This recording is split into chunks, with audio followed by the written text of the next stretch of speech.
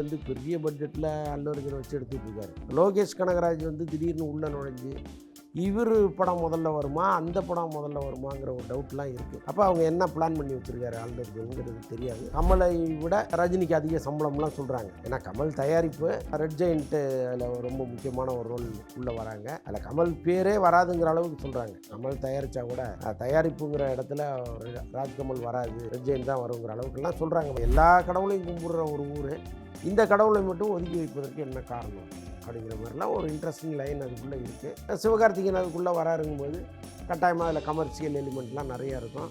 இன்னொன்று வந்து ரொம்ப நாள் கழித்து ஒரு வில்லேஜ் பக்கம் போகிறார். ரொம்ப அந்த ரஜினி முருகன் இஷ்டப்படாத வாலிபர் சங்க காலத்துலேருந்து அப்படியே வந்து இப்போ தான் அவர் மீண்டும் வில்லேஜ் கேரக்டருக்குள்ளே வராரு. இந்த மேக்கப்புக்கே எவ்வளவு சிரமப்பட்டாங்கங்கிறத நீங்கள் ஒரு தனியாக ஒரு வீடியோ போட்டிருந்தாங்க, நீங்கள் பார்த்துருந்தா தெரியும்.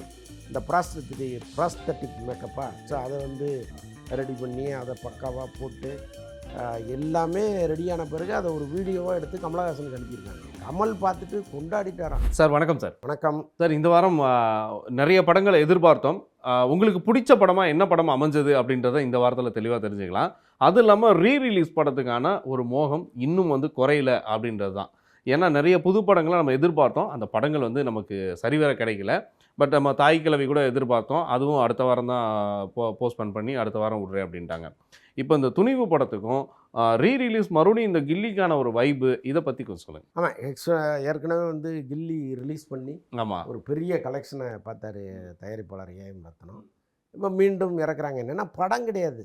இப்போ இனிமேல் வந்து நீங்கள் பழைய படங்களை இறக்கி ரசிகர்களுக்கு ஒரு சாட்டிஸ்ஃபைடு கொடுத்தா தான் உண்டு. பாருங்கள், இப்போ மௌனம் பேசியது வந்திருக்கு, நல்ல வரவேற்புங்கிறாங்க. அதே மாதிரி வாரம் ஒரு பழைய படத்தை இறக்கிட்டே இருக்காங்க.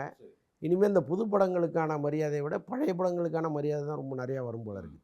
இப்போ ஆக்சுவலாக மௌனம் பேசியதே வந்த டைமில் சின்ன சின்ன பசங்களாக இருந்தவங்களாம் இன்றைக்கி வாலிபர்களாகி சரி அந்த படத்தில் என்ன தான் இருக்குது பார்ப்போமேன்னு போய் என்ஜாய் பண்ணிகிட்டு இருக்காங்க. ஸோ அந்த மாதிரி வந்து கில்லி அப்புறம் துணிவு ரெண்டுமே ரீரிலீஸ் பண்ணப்பட்ட படங்கள் தான் இப்போ மறுபடியும் இறக்குறாங்க. என்னென்னா இந்த இதுதான், இந்த வேக்கம் தான். பெரிய படங்கள் இல்லை, சின்ன படங்கள் வந்து தியேட்டரில் பெருசாக கல்லா கட்ட மாட்டேங்குது. ஸோ அப்படி இருக்கும்போது இந்த மாதிரி குறைந்தபட்ச உத்தரவாதத்தோடு வர்ற படங்களை இதை வர்ற வரைக்கும் வரட்டும்னு ரிலீஸ் பண்ணுறாங்க. ஒரு வகையில் ரசிகர்களுக்கு சந்தோஷம்தான். ஓகே. இல்லை, இப்போது நீங்கள் சொன்ன மாதிரி படங்கள் பெரிய படங்களுக்கான ஒரு சரியான ஒரு வரத்து இல்லை, வறட்சி தான் அப்படின்றது ஊர்ஜிதமாக தெரியுது. பட் இப்போ வந்து இந்த பெரிய படங்களை வந்து வர வைக்கணும் அப்படின்றதுக்காக, அதாவது பெரிய பெரிய நடிகர்களுக்கான படங்களை வந்து கொடுக்கணும் அப்படின்றதுக்காக சில படங்களை வந்து தேர்ந்தெடுத்து வெளியிடுறாங்க. ஸோ அப்போ இதில் வந்து இதுலேயும் சில விஷயங்களில் தோல்விகளும் உண்டா ரீரிலீஸ்லையும்? கட்டாயமாக இருக்குது. இப்போ ரீசெண்டாக வந்து சிலம்பாட்டம் பெருசாக போகல, சரி உயிரில் ஒரே விஷயம் பெருசாக போகல. ஓகே. ஸோ அது மாதிரி ரீரிலீஸ் படங்கள்லேயும் கண்டுகொள்ளப்படாத படங்கள் நிறைய தானே இருக்குது. ஸோ அதனால் அதுலேயும் ஸ்டார் காஸ்டிங் எப்படி இருக்குன்னு தான் பார்க்குறாங்க. இப்போ விஜய் நடித்த படம் வருதா, அஜித் நடித்த படம் வருதா, சூர்யா நடித்த படம் வருதா, அப்படி தான் பார்க்குறாங்களே தவிர அதில் வந்து அடுத்த கேட்டகரி நடிகர்கள் படம் வந்ததுன்னா ஒரு ஷோ ஃபில்லப் ஆகுது, அதுக்கு அடுத்தடுத்த ஷோ காத்தாடுது. ஸோ அந்த மாதிரி ஒரு சிக்கல் இருக்குது. எல்லா படமும் ஓடுறது இல்லை. சரி, அப்படி வந்து ஜனநாயகனுக்கும் சில பிரச்சனைகள் வந்து இன்னும் அது இருந்துட்டு தான் இருக்குது. இப்போது அதோடைய அப்டேட் என்ன தான் இருக்குது, அதோட வெர்ஷன் வந்து எப்படி நமக்கு வந்து ஒரு ஏப்ரல் 30க்குள்ளேயாவது இந்த படத்தை வந்து நம்ம பார்த்துருவோமா அப்படின்ற ஒரு இயக்கம் ரசிகர்களுக்குள்ள இருக்குது. அதை பற்றி சொல்லுங்கள். இல்லை, போகிற பக்கம் பார்த்தா ஏப்ரலுக்குள்ளே படம் வர்றதுக்கான வாய்ப்பு இல்லை. என்ன காரணம்னா இப்போ தொடர்ந்து இந்த சென்சாரில் அவங்களுக்கு ஒரு பெரிய பிரச்சனை ஆகிப்போச்சு. சர்டிஃபிகேட் வரல. இப்போ ரிவைசிங் கமிட்டி போகிறதுக்காக இவங்க ஒரு லெட்டர் கொடுத்தாங்க. அது சென்னையில் இருக்கிற மண்டல அதிகாரி தான் டிசைட் பண்ண போகிறாருங்கிற அளவுக்கு தகவல் இருந்துச்சு. எனக்கு தெரிஞ்சு 19 அல்லது 20ஆம் தேதி இந்த படத்தை அவங்க பார்த்துருவாங்கங்கிற அளவுக்கு சூழ்நிலை இருந்துச்சு. திடீர்னு என்ன நடந்ததுன்னு தெரியல. படக்குழுவை கூப்பிட்டு நீங்கள் மும்பையில் போய் பண்ணிங்க, நாங்கள் இங்கே பண்ண முடியாது அப்படின்னு சொல்லியிருக்காங்க போல இருக்குது. ஸோ அப்படியும் தகவல்கள் வருது. இப்போ இவங்க மறுபடியும் மும்பைக்கு போனாங்கன்னா இவங்க ஒரு லெட்டர் கொடுத்து அதுக்கப்புறம் மும்பையில் அவங்க கமிட்டியை கூட்டி படம் பார்த்து அவங்க எவ்வளோ நாளில் பதில் சொல்லி, சரி எனக்கு தெரிந்து இந்த படம் தேர்தலுக்கு முன்னாடி வர்றதுக்கு 100% வாய்ப்பே இல்லை. தேர்தலுக்கு பிறகு வருமானா கட்டாயமாக வந்துடும். என்னென்னா இப்போ எலெக்ஷன் முடிஞ்சு அதுக்கப்புறம் ரிசல்ட் அனௌன்ஸ் பண்ணுறதுக்கு 1 மாதம் டைம் இருக்குது. இதுக்கு இடையில அந்த படத்தை ரிலீஸ் பண்ணிட்டா இவங்க தப்பிச்சாங்க. ஏன்னா இப்போ நாளைக்கு எந்த கவர்மெண்ட் வரும்னு தெரியாது. விஜயே வந்தாலும் சரி, விஜய் வராமல் வேற ஒரு கவர்மெண்ட் வந்தாலும் சரி. இப்போ ஜனநாயகனில் வந்து நிறைய அரசியல் பேசியிருக்காரு அவர். எலெக்ஷனுக்கு பிறகு இவர் பேசுகிற அரசியல்லாம் காமெடியாக மாறிடும். இப்போ சீரியஸாக இருக்கிறது ஒருவேளை அவர் தோற்று போயிட்டாருன்னா எல்லாமே காமெடியாக மாறிடும். அப்போ இவங்க அந்த ரிசல்ட்டுக்கு முன்னாடி ரிலீஸ் பண்ணுறது தான் இவங்களுக்கு நல்லாயிருக்கும், இவங்க இமேஜுக்கு சரியாக இருக்கும். ஸோ அதனால் அந்த மாதிரி ஒரு பிளானை போடுறாங்க. ஆக்சுவலாக ரிசல்ட் வந்து எலெக்ஷன் ஏப்ரல் இறுதியிலன்னா மே எண்டில் தான் வந்து உங்களுக்கு ரிசல்ட்டு சொல்லுவாங்க, அல்லது மேயில் எலெக்ஷன்னா ஜூனில் சொல்லுவாங்க. ஸோ அந்த மாதிரி இன்னும் எலெக்ஷன் டேட் நமக்கு தெரியாது. அந்த அந்த டேட்டை தான் இவங்க பிளான் பண்ணிகிட்டு இருக்காங்க. ஒருவேளை அது விஜய் பிறந்த நாளான ஜூன் 22 வாக்கில் வந்துருச்சுன்னு வைங்க, அந்த டைமில் பண்ணிடுவாங்க. அது பிறந்த நாளை முன்னிட்டு பண்ணுறோம். சரி சரி. இல்லை, அந்த தெறி படத்தை இவ்வளோ நாள் வச்சிருக்கிறதுக்கு சில காரணமும் இருக்குன்றாங்க. அதாவது ஆல்ரெடி எல்லாம் அந்த படத்தை பார்த்தது தான். அந்த படத்தை ரீரிலீஸ் பண்ணுறதுனால அதில் வேறு ஏதாவது ஒரு மாற்று கருத்துகள், மாற்று சிந்தனை இளைஞர்களுக்கு வந்துடும் அப்படின்றது கூட ஒரு காரணமாக சொல்கிறாங்களே. அதில் என்ன மாற்று சிந்தனை, மாற்று கருத்தெல்லாம் வரதுக்கு ஒன்று, அது ஒரு கமர்ஷியல் படம் அவ்வளோ தானே, அதெல்லாம் ஒன்றும் கிடையாது. அது வந்து எலெக்ஷனை அறிவிச்சிட்டாங்கன்னு வைங்களேன், விஜய் படம் எதுவுமே ரிலீஸ் பண்ண முடியாது. ரீரிலீஸ் படமாக இருந்தாலும் பண்ண முடியாது. ஏன்னா அதில் வந்து ஒரு அரசியல் பேசியிருக்காரு, அது இதும்பாங்க.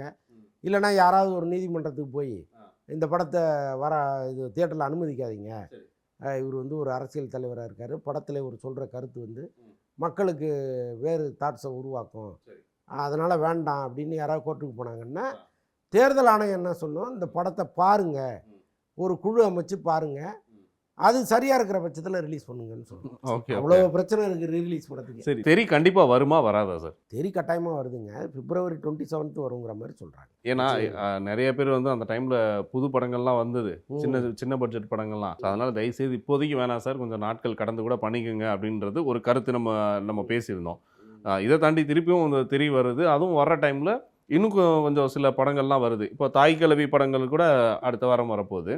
இப்போ இந்த படத்துக்கான போஸ்ட்மேன் என்ன காரணமாக இருக்கும்? தாய் கிழவி படம் வராமல் போனதுக்கு வந்து ஜனநாயகன் தான் காரணம். ஏன்னா ஜனநாயகன் வந்து திடீர்னு வந்துருச்சுன்னா என்ன பண்ணுறது, வந்த பிறகு படத்தை தியேட்டர்லேருந்து தூக்க முடியாது நம்ம. ஓகே, அதனால் வெயிட் பண்ணுவோன்னு வெயிட் பண்ணாங்க. இப்போ படம் வராதுன்னு உறுதியாக தெரிஞ்ச பிறகு அவங்க 27 அனௌன்ஸ் பண்ணி ஓகே கொடுத்துட்டாங்க. ஸோ அவ்வளோதான், அதில் வேற ஒன்றும் காம்ப்ளிகேஷன். ஓகே. இப்போ தாய் கிழவின்றது சிவகார்த்திகேயனுடைய ஒரு சூப்பரான ஒரு படைப்பாக இருக்கும் அப்படின்றது, ஏன்னா அவருடைய படைப்புகளில் இதுவும் ஒன்று அப்படின்றது எந்த மாற்று கருத்தும் கிடையாது. பட் இதில் ராதிகா சரத்குமார் ரொம்ப வித்தியாசமான ஒரு கதையை வந்து தேர்ந்தெடுத்து நடிக்கிறது அப்படின்றது, ஸோ இந்த இடத்துல எப்படி பார்க்குறீங்க? ஒரு நடிகை, ஒரு இந்த கதாபாத்திரம் அவங்களுக்கு இது பொருத்தமாக இருக்கா அவங்களுக்கு? இல்லை, ஆக்சுவலாக முதல்ல இந்த கதையை கேட்டுட்டு அவங்க வேணான்ட்டாங்க, இதில் போய் நான் என்னத்தை நடிக்கிறது, சரி பரவாயில்ல அப்படின்ட்டாங்க. அதுக்கப்புறம் வந்து அந்த கெட்டப்பெல்லாம் அவங்களுக்கு வந்து சேஞ்ச் பண்ணி ஃபோட்டோஷாப்பில் அதெல்லாம் கொண்டு போய் காமிச்சிருக்காங்க. இதுதான் உங்கள் கெட்டப்பு, நீங்கள் இப்படிலாம் நடிக்கணும் அப்படின்னா அவங்க வந்து அதுக்கப்புறம் தான் அடடா ஒரு நல்ல வாய்ப்பை நம்ம மிஸ் பண்ணிடக்கூடாதுன்னு அதுக்கப்புறம் ஓகேன்னு சொல்லியிருக்காங்க. அந்த மேக்கப்புக்கே எவ்வளவு அவங்க சிரமப்பட்டாங்கங்கிறத நீங்கள் ஒரு தனியாக ஒரு வீடியோ போட்டிருந்தாங்க, நீங்கள் பார்த்துருந்தா தெரியும். இந்த ப்ராஸ்தட்டிக் மேக்கப்பா, ஸோ அதை வந்து ரெடி பண்ணி அதை பக்காவாக போட்டு எல்லாமே ரெடியான பிறகு அதை ஒரு வீடியோவாக எடுத்து கமலஹாசனுக்கு அனுப்பியிருக்காங்க. கமல் பார்த்துட்டு கொண்டாடிட்டாராம், பிரமாதமாக இருக்குது, அச்சா வச்சான் இருக்காரு. அதுக்கப்புறம் தான் ராதிகா இன்னும் உற்சாகமாக அந்த படத்தில் நடிக்க ஆரம்பித்தது. இப்போ அந்த படமே வந்து ஒரு சாதாரண ஒரு நடிகை தான். ஆக்சுவலாக வந்து எப்போவுமே இங்கே தமிழ் சினிமாவில் ஹீரோக்களுக்கு கொடுக்குற மரியாதை ஹீரோயின்களுக்கு பெருசாக கொடுக்கறதில்ல. அதை வந்து நயன்தாரா மாதிரி கொஞ்சம் பேர் வந்து மாற்றினாங்க, பெரிய சம்பளம்லாம் கேட்டு மாற்றினாங்க. பட் இப்போ வந்து ஒரு ஆல்மோஸ்ட் ரிட்டையரான ஒரு ராதிகாவினுடைய படம் இவ்வளோ பெரிய பிஸ்னஸ் ஆகுது அப்படின்னா அது பெரிய ஆச்சரியப்படுறாங்க. அதுக்கு காரணம் வந்து அந்த கெட்டப்பு, கதை, இது எல்லாம் சேர்ந்து தான். சிறப்பு. இல்லை, ஏன்னா சில விஷயங்கள் அவங்க கதை கேட்குறதுல கூட ரொம்ப கொஞ்சம் ஞானம் பெற்றவங்கன்ற மாதிரி சில விஷயங்கள்லாம் சொல்லுவாங்க. கதையை கேட்டால் இந்த மாதிரி இருக்கும் அப்படின்ற ஒரு ஸ்க்ரீன் ப்ரெசன்ஸ் வந்து நல்லா தெரியுன்ற மாதிரி சொல்லியிருக்காங்க. அதை பற்றி கருத்து? இல்லை, அவங்களுக்கு அனுபவம் இருக்குல்ல, இத்தனை வருஷம் அனுபவம் இருக்குது. ஸோ அதெல்லாம் கதையை கேட்டு ஜட்ஜ் பண்ணுவாங்க. அப்படியும் இந்த படம் வந்து முதல்ல வேண்டாம் தான் முடிவு எடுத்துருக்கு. ஓகே, அதுக்கப்புறம் தான் வந்து அந்த கெட்டப்பெல்லாம் கொண்டு போய் காமிச்சு மறுபடி அவங்க டேட் வாங்கியிருக்காங்க. ரைட். நீங்கள் கமல் சார்னு சொன்னோன்னே எனக்கு ஒரு ஞாபகம், இப்போ அந்த கேள்வி கேட்கணுன்ட்டு, சேயோன் படம், சேயோன் படத்தில் நிறைய விஷயங்கள் வந்து கமல் சாரை மையப்படுத்தியும் அந்த படத்தை பற்றி பேசுகிறாங்க. பட் சிவகார்த்திகேயனோட இந்த ப்ராஜெக்ட் வந்து வேறு மாதிரி. ஒரு வகையில் பார்க்கும்போது கருப்பு, இங்கிட்டு வந்து சூர்யா, அதே மாதிரி ஒரு கெட்டப்பில் வந்து சேவனா நிற்கிறாரு சிவகார்த்திகேயன். இதுக்கு அடுத்து பார்த்தோம்னா ஒரு பெரிய ஒரு திரை பிம்பமாக இருக்கக்கூடியவர் வந்து நம்ம கமல் சார். ஆனால் அவருடைய அந்த விருமாடி பார்ட் 2 இதைத்தான் வந்து மையமாக வச்சு ஒரு கதைகள் வந்து உள்ளர இருக்குது அப்படின்றது. கதை சுருக்கமாக சில விஷயங்கள் சொல்ல போனால், அவர் என்னென்ன விஷயங்கள் அந்த ஃபஸ்ட்டு படத்தில் பண்ணாரோ அது கண்டிப்பாக இதில் வந்து ட்ராவல் ஆகும் அப்படின்ற மாதிரி சொல்லியிருக்காங்க. பட் அவரோட தயாரிப்பும் கூட இந்த படம். இதை பற்றி கருத்து சொல்லுங்கள். இல்லை, ஆக்சுவலாக இந்த படத்தினுடைய கதையே ரொம்ப வித்தியாசமான ஒரு கதையாக இருக்குது. ஆக்சுவலாக நீங்கள் இந்த ப்ரோமோலேயே சில விஷயங்களை கவனிச்சிருக்கலாம். அதாவது அந்த முருகன் பேரை சொன்னாலே சில பேர் டென்ஷன் ஆகுறாங்க. இந்த கதையில் பார்த்துருக்கலாம். அது மாதிரி ஒரு ஊர் இருக்குதான், முருகனை கும்பிடாத ஒரு ஊர். Okay okay. அந்த ஊரில் போய் நீங்கள் முருகனையோ அந்த கடவுள் பற்றி பேசினாலும் அங்கே எல்லாம் டென்ஷன் ஆவாங்க. அதுக்கு ஒரு கதை இருக்குது அப்படின்னு சொல்கிறாங்க. அங்கே தான் வந்து இவர் விரும்மாண்டியாக வராரு சிவகார்த்திகேயன். ஆனால் அவர் வந்து அதுக்கப்புறம் இந்த முருகனை வந்து ஏன் அப்படி அவரை நீங்கள் கோச்சிட்டு இருக்கணும், முருகனுங்கிறவர் எப்பேற்பட்ட கடவுளுங்கிற மாதிரிலாம் அதில் டைலாக் வரும் போல இருக்குது. ஸோ இந்த மாதிரி ஒரு நாட்டு ஒன்று சொல்கிறாங்க. ஸோ அதனால் கேட்கும்போது நல்லா இன்ட்ரெஸ்டிங்காக இருக்குது. ஒரு கடவுளை எல்லா கடவுளையும் கும்பிடுற ஒரு ஊர், இந்த கடவுளை மட்டும் ஒதுக்கி வைப்பதற்கு என்ன காரணம் அப்படிங்கிற மாதிரிலாம் ஒரு இன்ட்ரெஸ்டிங் லைன் அதுக்குள்ளே இருக்குது. சிவகார்த்திகேயன் அதுக்குள்ளே வராருங்கும்போது கட்டாயமாக அதில் கமர்ஷியல் எலிமெண்ட்லாம் நிறையா இருக்கும். இன்னொன்று வந்து ரொம்ப நாள் கழித்து ஒரு வில்லேஜ் பக்கம் போகிறார். ரொம்ப அந்த ரஜினி முருகன் அந்த வருத்தப்படாத வாலிபர் சங்க காலத்துலேருந்து அப்படியே வந்து இப்போ தான் அவர் மீண்டும் வில்லேஜ் கேரக்டருக்குள்ளே வராரு. அது நல்லாயிருக்கு அவருடைய கெட்டப்பு. அந்த கொஞ்சம் ப்ரோமோ தான் பார்த்தோம். அதில் அவ்வளோ இன்ட்ரெஸ்டிங்கான விஷயங்கள்லாம் உள்ளே தூக்கி போட்டிருக்காங்க. நிஜமாக ஒரு எதிர்பார்ப்பு உரிய படமாக தான் அது. இல்லை, ஒரு வகையில் வந்து கமல் சார் வந்து நாத்திகம் மட்டுமே பேசிகிட்டு இருப்பார்.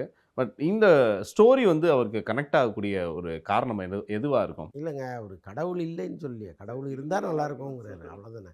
ஸோ அதனால் அவர் கடவுளுக்கு எதிராக கடவுள் மறுப்பாளரெல்லாம் படம் பண்ணணும் அவசியம் இல்லை. அவரே இதிலலாம் நடிச்சிருக்கிறார். சாமி கெட்டப்லலாம் வந்துலாம் நடிச்சிருக்காரு. அது தசாவதாரமே எப்பேற்பட்ட படம். அதுலேயே வந்து நிறைய விஷயங்கள் உள்ளே கொண்டு வந்திருப்பாங்க. அந்த ஸ்ரீரங்கம் காட்சியெல்லாம் மறக்கவே முடியாது. ஸோ அப்படி இருக்கும். ஸோ அதனால் கமல் வந்து அவர் தனிப்பட்ட ஒரு பகுத்தறிவாளராக இருக்காரே தவிர படத்தில் வந்து அதை பெருசாலாம் அவர் இன்சிஸ்ட் பண்ணிலாம் சொன்னதில்லை. ஸோ அதனால் அவர் தயாரிக்கிற படத்தில் இப்படி ஒரு காட்சியோ கருத்தோ இருக்கிறதுல ஒன்றும் தப்பு இல்லையே. Okay okay. அவருடைய சில அவர் பயன்படுத்தக்கூடிய ஒரு கண்ணாடியாக இருக்கட்டும், ஒரு வாட்சாக இருக்கட்டும், இந்த வாட்ச் வந்து இந்த இடத்துல பேசப்படும் பொருளாக இருக்குது. அது இல்லாமல் செலக்டிவாகவே அவர் சில பொருட்கள்லாம் வந்து எங்கேயும் கிடைக்காத ஒரு யூனிக்கான சில பொருட்கள்லாம். ஏன் அப்படின்னா ரெட் ஜெயண்ட்டில் உதயநிதி அவர்கள் கூட சொல்லியிருந்தாங்க.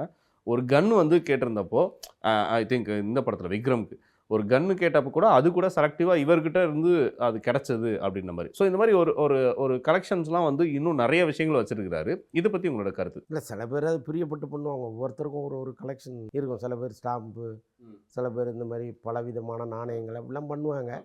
பணம் வச்சுருக்கிறவங்க போகிற ஊர்லலாம் எதெல்லாம் விசேஷமாக இருக்கோ வாங்கிட்டு வர போகிறாங்க. அவங்களுக்கு இப்போ நம்மலாம் வந்து ஒரு பொருளை பார்த்தோம்னா விலை விசாரிப்போம், பிடிச்சிருந்தாலும் வாங்குவோம். பட் அவருக்கு அதெல்லாம் கிடையாது. ஓகே, அதெல்லாம் எங்கேயோ இருக்காரு. ஒவ்வொரு ஊருக்கும் போகிறாரு, என்ன பிடிச்சிருக்கோ அதை வாங்கிட்டு வர போகிறாரு. ஸோ அந்த மாதிரி நிறைய கலெக்ஷன் வச்சுருக்கிறாரு. ஓகே, அதில் எதுவும் வேறு எதுவும் பெருசாக பேசுகிறதுக்கு இல்லை. எப்போ பேசுகிறதுக்கு இல்லை. இல்லை, அந்த வாட்சும் அந்த படத்துக்கான கனெக்டிவிட்டி தான், அதுதான் நான் எதிர்பார்க்குறேன். அது ஏன் இல்லை, எனக்கு அதை பற்றி நீங்கள் எது கேட்குறீங்கன்னு எனக்கு தெரியல. பட் அவர் விலை உயர்ந்த கை கடிகாரம்லாம் வச்சுருக்கிறாரு. ஒரிஜினல் ரோலக்ஸ் வாட்செல்லாம் நிறையா வச்சுருக்காருன்றாங்க. ரோலக்ஸ் வந்து சூர்யா கேரக்டராக இருந்தால் கூட நிறைய ரோலக்ஸ் அவர் வச்சுருக்கிறாரு அப்படிலாம் சொல்கிறாங்க. ஸோ அதனால் அந்த வாட்சை நீங்கள் எதோட கனெக்ட் பண்ணுறீங்கன்னு எனக்கு தெரியாது. ஓகே, இல்லை இந்த சேயோன் படத்துக்காக அது ஏன்னா விரும்மாண்டியோடைய பார்ட் 2 இந்த வெர்ஷன் இருக்குன்றதுல எந்த ஒரு மாற்றமும் இல்லை. விரும்மாண்டி பார்ட் 2 பண்ணணும்னா அவரே பண்ணிட்டு போகிறாரு. அது இதுக்கு சிவகார்த்திகேயன் கூப்பிட்டு வர போகிறார். இது வேற கதை. அதுக்குள்ளே விரும்மாண்டின்னு ஒரு பேர் வர்றதுனால நீங்கள் கேட்டுக்கிட்டே இருக்கீங்க. எஸ் கண்டிப்பாக ஒருவேளை இருக்கலாம். ஏன்னா அவரோட வாட்ச் இந்த வாட்சோட ஒத்து போகுது. ஸோ இவ்வளோ விஷயம்லாம் நம்ம மார்க் பண்ணி கேட்க வேண்டியதாக இருக்குது. அது தெரியல, பெரும்பாலும் அப்படி இருப்பதற்கு வாய்ப்பு இல்லை. ஓகே சார், அப்போ சேவன் வந்து எப்படி வருது அப்படின்றத நம்ம வெயிட் பண்ணி பார்த்துடலாம். அண்ட் அதுக்கப்புறம் வந்துட்டு ஜெயிலர் 2 இந்த இதுக்கூட அத்தியாயம் வந்து வேறு லெவலில் வந்து அமைச்சிருக்காங்க. எல்லாரோட எதிர்பார்ப்பு இருக்குது. ஒரு பேன் இண்டியா படம் அப்படின்றதுல எந்த ஒரு மாற்று கருத்து இல்லை. பட் இதில் புதுசாக சில கதாபாத்திரங்கள்லாம் சேர்க்க போகிறதா சொல்லியிருக்காங்க. இதில் வந்து ஷாருக் கான் வேற கலந்துக்க போகிறதா சொல்லியிருக்காங்க. இது என்ன மாதிரியான ஒரு பிரம்மாண்டத்தை ஏற்படுத்த போகுது இந்த படம்? பேன் இண்டியா படம்னால எல்லா மாநிலத்திலேருந்தும் ஒவ்வொருத்தரும் உள்ளே கொண்டு வந்துருவாங்க. ஸோ அதன்படி இந்த படத்தில் பெரிய பெரிய ஹீரோக்கள்லாம் உள்ளே கொண்டு வந்திருக்காங்க. மிதுன் சக்கரவர்த்திலாம் நடிக்கிறாரு, வித்யா பாலன் நடிக்கிறாங்க. பாலிவுட்லேருந்தே நிறைய பேர் இந்த படத்துக்குள்ளே இருக்காங்க. கடைசியாக பார்த்தீங்கன்னா ஷாருக் கான் நடிக்கிறதா நீண்ட காலமாக ஒரு வதந்தி போயிட்டே இருந்துச்சு. அந்த வதந்தியை இப்போ உண்மையாக்கியிருக்காங்க. மார்ச்லேருந்து ஷாருக் கான் டேட்டு கொடுத்துருக்குறாரு. ஒரு 7-8 நாள் டேட்டு கொடுத்துருக்குறாரு. அவர் போர்ஷன் எடுக்கிறதோட இந்த படம் முடியுது. பாக்கி எல்லாத்தையும் முடிச்சுட்டாங்க. முடிச்சுட்டு சைமல்டேனியஸாக போஸ்ட் ப்ரொடக்ஷன் வேலைகளும் பார்த்துட்டு இருக்காரு. ஷாருக் கான் போர்ஷனை மட்டும் எடுத்துகிட்டு அதோட முடிச்சிடுறாங்க. ஓகே. இதில் விஜய் சேதுபதியும் ஒரு முக்கிய கதாபாத்திரமாக. ஆமாம், ஆக்சுவலாக பாலகிருஷ்ணா அந்த படத்தில் நடிக்கிறதா முதல்ல ஒரு தகவல் இருந்துச்சு. அப்புறம் பாலகிருஷ்ணா நடிக்கலைன்னு சொல்லிட்டாங்க. இப்போ பாலகிருஷ்ணா கேரக்டரில் தான் விஜய் சேதுபதி நடிக்கிறதாகவும் ஒரு தகவல் இருக்குது. வாய்ப்பு நிறையா இருக்குது. ஓகே. இல்லை, இதை தொடர்ந்து ஏற்கனவே இந்த விஷயங்கள் வந்து வெளியில் ரசிகர்களுக்கு தெரிஞ்ச விஷயம்தான். இருந்தாலும் வந்து இப்போது கமல் சாரையும் ரஜினி சாரையும் வச்சு எடுக்கக்கூடிய ஒரு படம் வந்து அது நெல்சனுக்கு தான் அது பிளஸ்ஸிங் கிடச்சிருக்கு அப்படின்றது. அதை பற்றி உங்களோட கருத்து? ஆமாம், சொன்னபடி நீங்கள் இந்த பிளஸ்ஸிங்கிற வார்த்தையை யூஸ் பண்ணீங்க. நிஜமாக நல்ல வார்த்தை தான் அது. என்னென்னா இப்போ இந்த ரஜினி கமலையும் இணைத்து ஒரு படத்தை எடுத்துடணுங்கிற ஒரு ஆசை எல்லா இயக்குனர்களுக்கும் இருந்துச்சு.